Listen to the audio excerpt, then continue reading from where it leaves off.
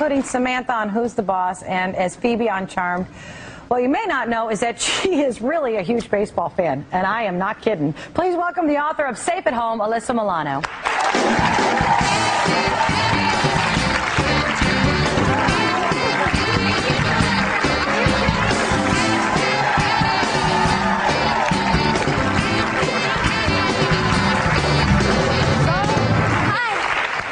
We've ever met. I don't think we have, but I'm friends with Jeff Garlin, who is your biggest fan. Yeah, we're old buddies, Jeff yes. and I. Gosh, I think all the people in the audience probably feel the same way I do. We watched you grow up, and you're near and dear to our hearts. Oh, thank you. Yeah. Thank you. Thank you.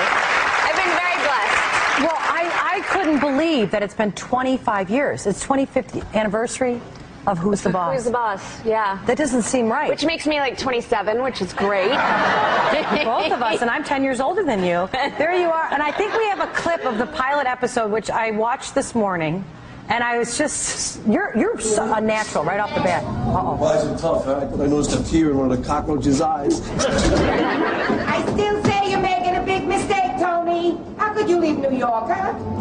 Triborough Bridge. Hey, look, Miss Rosine, you gotta admit, this neighborhood is falling apart. I mean, look at Samantha. When she starts coming home with black eyes, I think it's time for me to get out. Hey, that's because there were 3 of those guys, Dad. And anyway, I got one guy sneezing out of his ear.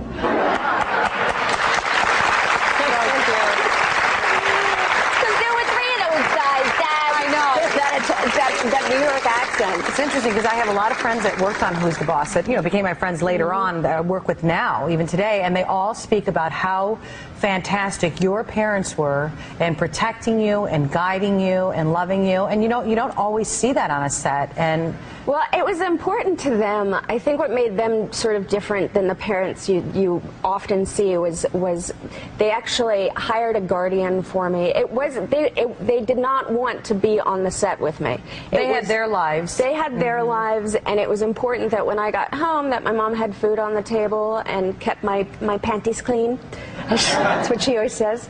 And all of that stuff I think contributed to balance, you know. I mean, it was a little, I was very sheltered in the extent that I didn't have a lot of friends my age because I was working. But what was that like? I mean, not that you knew anything different, right? That's what you knew. Yeah, that was normal to me, so I didn't know. Was there any time in the long run of the show that you felt like you just wanted to stop?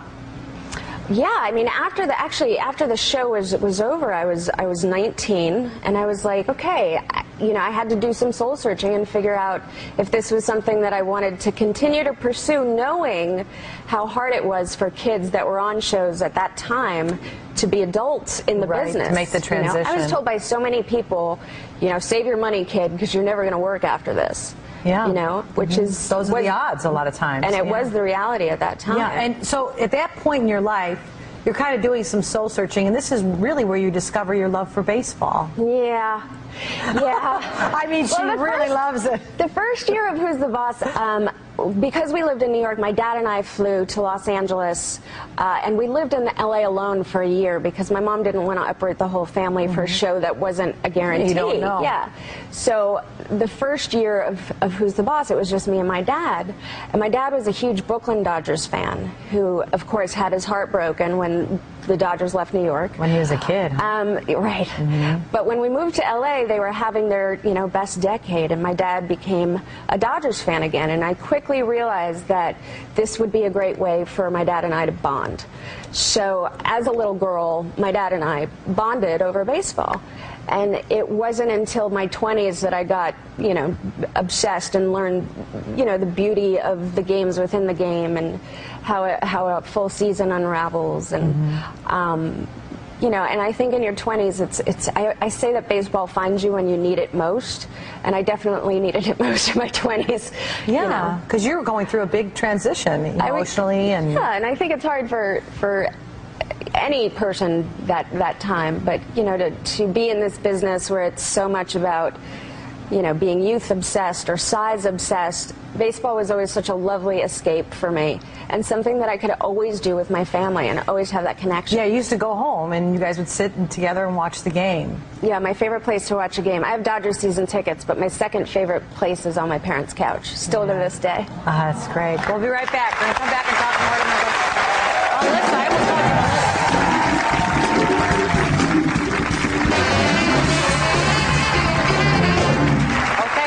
Alyssa Milano. I do want to talk more about the book Forward by Joe Torre. I mean, come on. How cool is that? Yes, that's great. But I do want to, if you don't mind me asking you, you're engaged, right? I am. I'm engaged. So great. Thank you.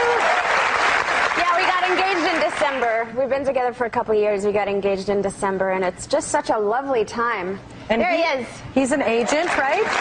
Yes, he's an agent. He hates that picture. He's going to be mortified. Well, we can put a different one in. I don't know if we have we'll put one of my agents who says, hey, you look pretty nice. Guys are so funny. Oh, they are. Guys are so funny with their pictures. Yeah, we think that they don't care, but they do. Like, even the guys on our crew, when I'm like, I'm going to show this, they're like, oh, I don't like that picture of me. And I'm like, we're not models. Yeah, exactly.